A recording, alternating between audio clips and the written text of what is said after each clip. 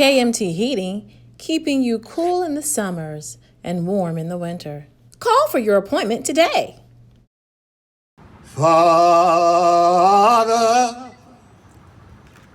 I stretch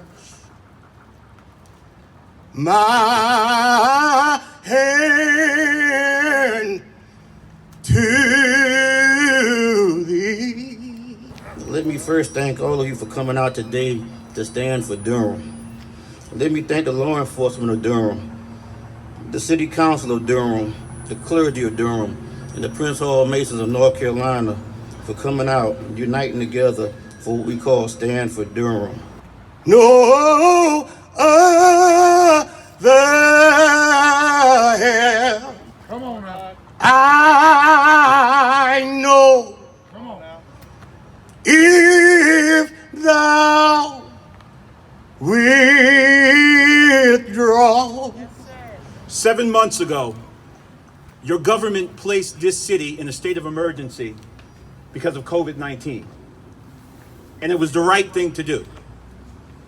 7 months later, we need a declaration of emergency in our city for the lives being lost on our streets to gunfire. When COVID is over, what will we do about this emergency that has persisted for years in our city? Thyself from me, oh, the shall. I could stand here all day, talk about the disparities in our communities.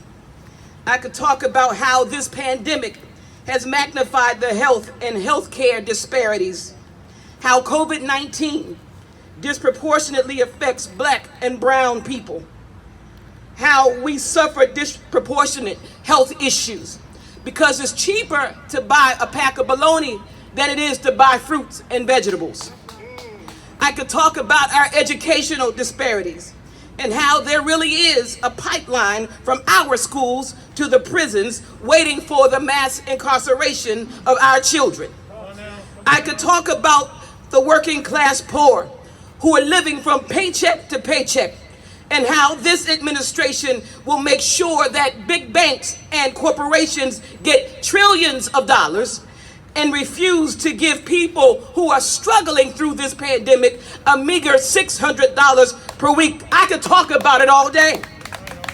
I could talk about issues of fair housing right here in our city, because you do understand that McDougal Terrace was not a physical structural issue, but a structural, economic, and racial injustice issue. I could talk about it all day.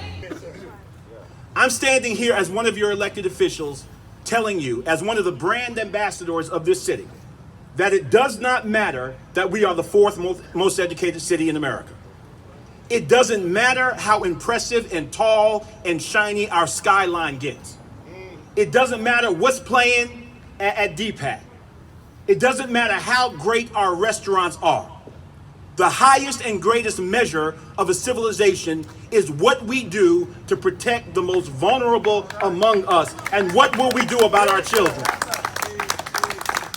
But we don't get great pleasure in putting young Black men in jail, because we cannot arrest crime away in the city of Durham. We need to find solutions that keep our children out of jail and keep our 9-year-olds, our 10-year-olds safe. They deserve life. Elderly people in our community deserve to be able to sit on the front porch and just have a conversation without a stray bullet taking the life out of them.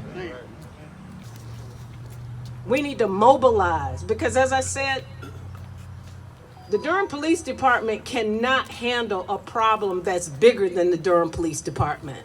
This is our city, the Bull City, and the city of medicine.